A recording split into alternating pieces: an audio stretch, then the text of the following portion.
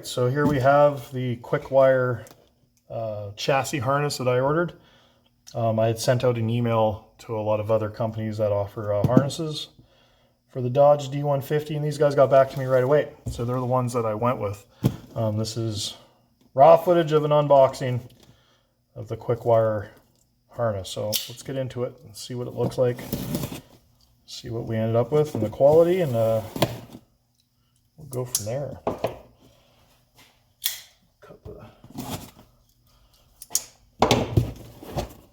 Well, they package it pretty good.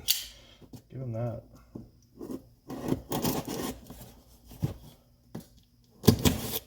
Now this had all the options that I needed for the truck. The additional options were for power windows and door locks. I don't know if I'm going to end up doing that on the D150, but the next guy might want it, so why not, right? Price-wise, they were as good as any of the other companies. Very similar pricing to Easy. I think American and Painless were a little bit more, but let's open her up here.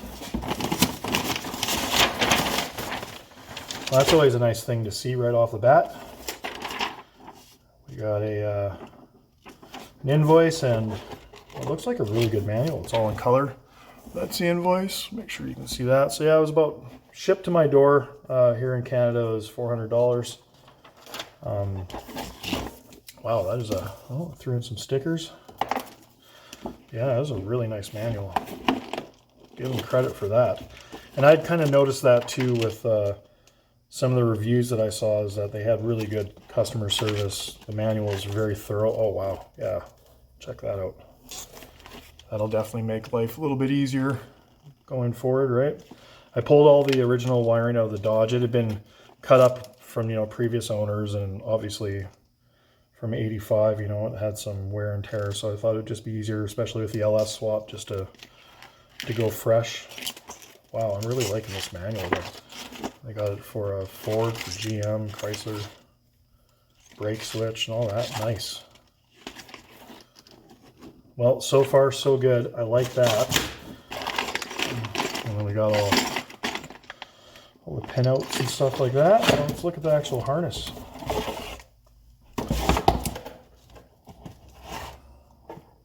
So this is something else that I noticed with some of the harnesses online. This is actually a two-piece from Kwik, which is nice because then you've got a little more options for mounting your horn relays and all that, right? I don't see. Oh no, they're right here. So on this side, we've got. Oh, these are all modular. Oh, that's awesome. Yeah, so we've got. I don't know if you guys can see that on camera, but it's got all the diagrams for the fuses. And then, like I said, it's a modular system, which is nice because that gives you a bunch of options for where you want to put it under the dash. You're not just stuck with that big block. You can kind of move it around.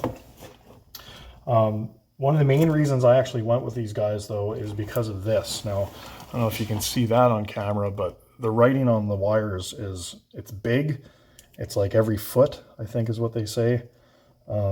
And that's awesome because that's going to make wiring so much easier. Plus, they said there's more than enough wiring to do a full-size pickup, extended cab, or crew cab.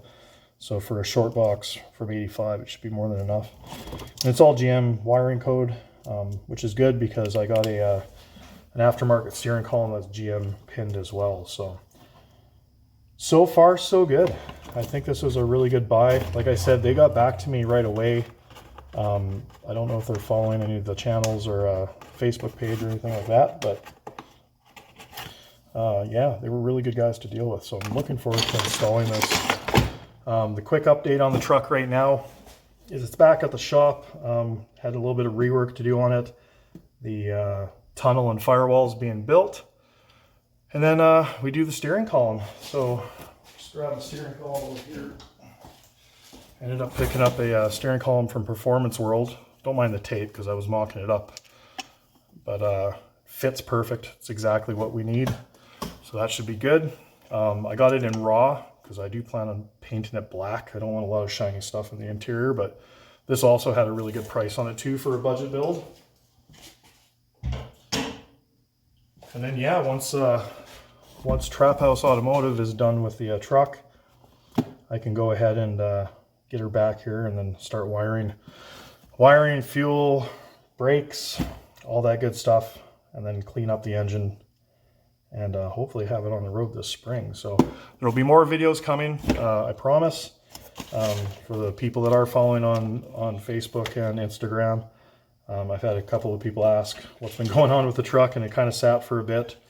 But now that it's kind of back getting on schedule, hopefully you're going to have it out for May. It'd be nice. I'd like to see it drive on its own in May. But yeah, so that's basically it. That's the unboxing of the Kwik wire harness.